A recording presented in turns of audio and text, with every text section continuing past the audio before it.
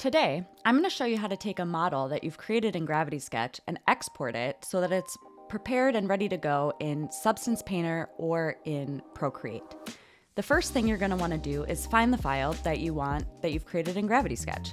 For today's demo, I am going to show you how to export that file directly from Landing Pad. Here, I've loaded up the file that I've already created, and I'm going to want to check the layers to make sure that everything I want to export is turned on and everything that I don't want is turned off. Then, under the export settings, I'm going to want to make sure I export an FBX and that I have the welded vertices checked. Then you can just hit Q Export and it will save to your Cloud Exports tab. Then you can just click your export and download it directly to your computer.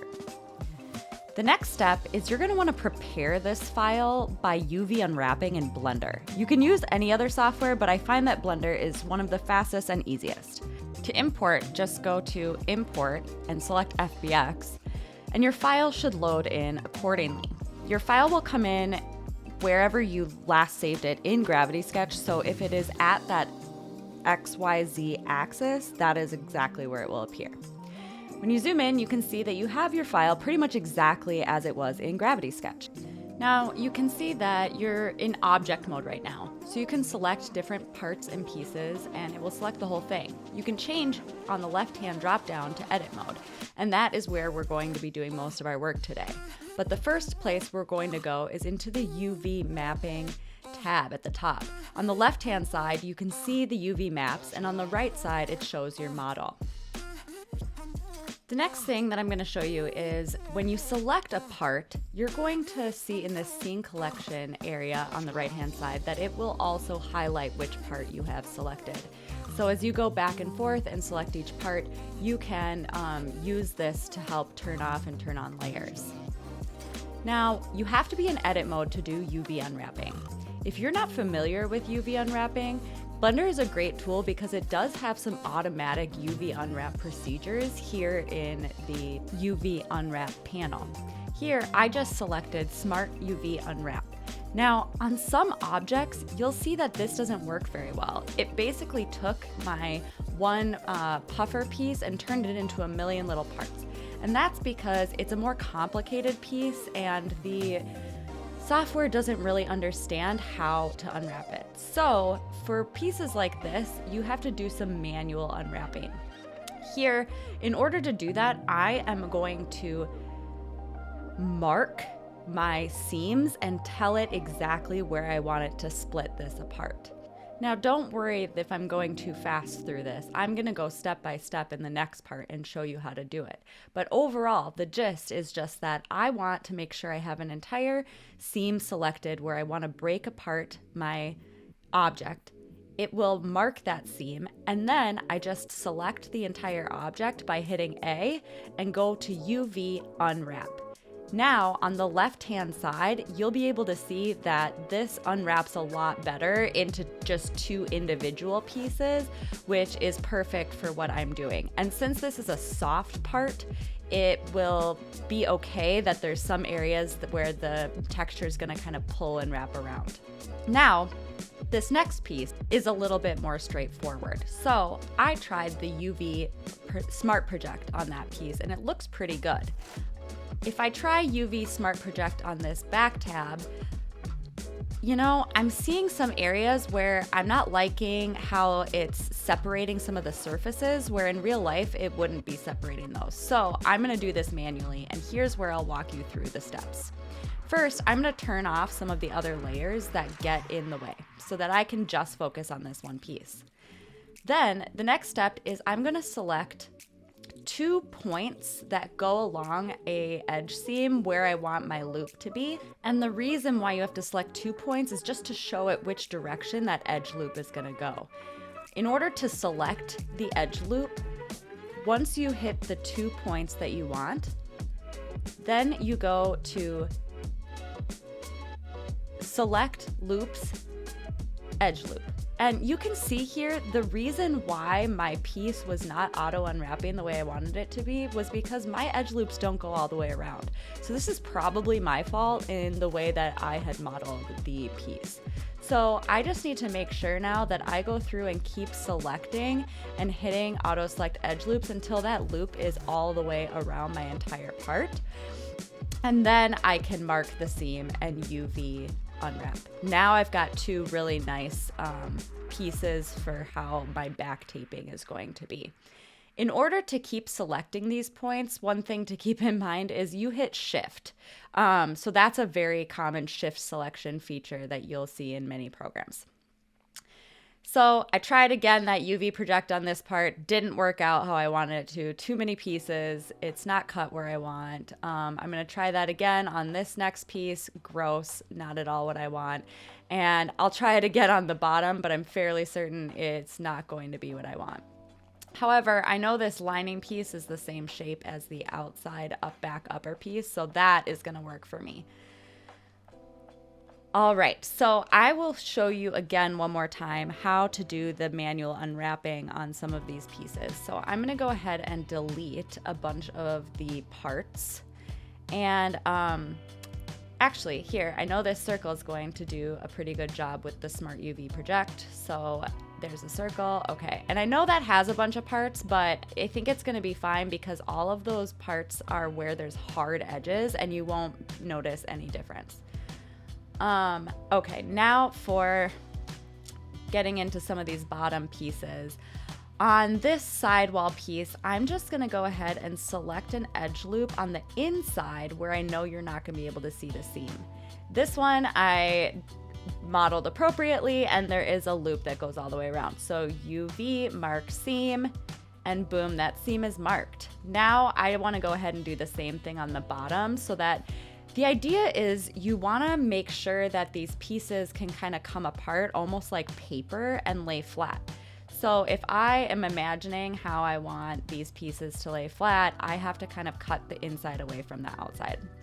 So now when I mark those seams, you can see there's some stretching happening, but it is probably good enough for what I'm going to be doing. If you're modeling a harder surface that doesn't have any softness to it like rubber does, it is a lot more complicated and you will need to get into more in-depth UV unwrapping.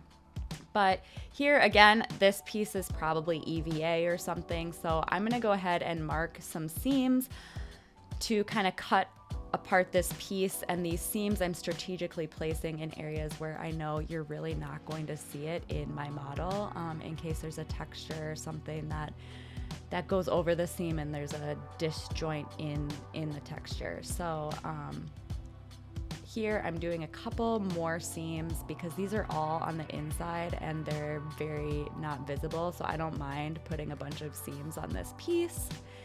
And again, I'm just selecting edge loops over and over, marking that seam, selecting the entire piece by hitting A and then hitting UV unwrap. So now the last piece is the bottom, and this one is where I'm gonna mark some seams on the inside, and those seams are going to be really similar to what I have just done in all the other pieces. But there is one seam that I'm gonna mark on the bottom where I know it will be visible. However, I'm just going to take into consideration the fact that there will be a little bit of disturbance in a visual area, and I want that to kind of be at the bottom of my outsole, kind of where the sidewall meets the actual like outsole plate sort of thing. And so I think that'll probably be the best place for a visible seam. And I'm gonna go ahead and mark that and unwrap. All right, so the only last piece that I have, again, is this front tab, and I know that the UV project is probably not gonna work on that one because it is most likely put together the same way that I did the back tab. So here I'm gonna go ahead and select edge loops, and I am going to predict that that edge loop will end and not continue throughout the entire piece. And I was right. There, it only selected a little bit. So now I'm just going to hit shift and continue selecting a couple more, and then go to the select edge loops again, and I'm just going to keep doing that until I know that I have hit the entire circumference of the edge on this ribbon. And this is a little manual, so the reason why it's important to model where you have edge loops that go all the way through pieces that you have modeled in Gravity Sketch is because it's a lot less work on the back end here. So this, I'm just going to keep going, and I've got my entire selection, so I'm going to mark that seam. I'm going to press A to select the entire part and then unwrap, and it's got my two beautiful pieces. So if I turn everything back on now, this is a fully unwrapped model. Very exciting. It should be ready to go. I'm going to do one last thing. I'm going to go ahead and check my normals to make sure that they're facing the right direction. I'm just going to check one part really quick. And to do that, you're going to go into this viewport options layout, viewport overlays, excuse me. And at the very bottom, you're going to have the normals, and it has 3 icons you can click, and it shoots out these little trajectories to show you that your normals are facing outward, and that is just the way to check that, because if you don't, some of these pieces will look invisible in Painter or in Procreate. So the last thing is to export. File, export. I suggest FBX for Procreate, for Adobe Painter, and I suggest OBJ for Procreate. The reason for OBJ and Procreate is it does not accept FBX as an option. So now as we go into Adobe Substance Painter, I'm just going to quickly show you how to import and handle that model as well. First, you're going to go to File and then New. Then you're going to click Select. You don't really have to mess with any of the other options here. And you're going to want to make sure you select your UV Unwrapped FBX, not the one that doesn't have UV Unwraps. You don't have to mess with anything else here. I have Auto Unwrap checked just in case there's something that I missed. Sometimes there's small details that you miss. And this is what your object should look like. So you can see that everything here is all white. All of the colors and textures that you had in your other model is going to come in as a new texture set here in Painter. Then all you have to do is go to your brush settings, which you can find by right-clicking on the UV panel. Go to the very bottom and change your color to whatever you want, and you can start painting directly on your model. Next, I'm going to bring up Procreate from my iPad, and all you have to do is import that OBJ, and it should come up the same way that it looks in Painter.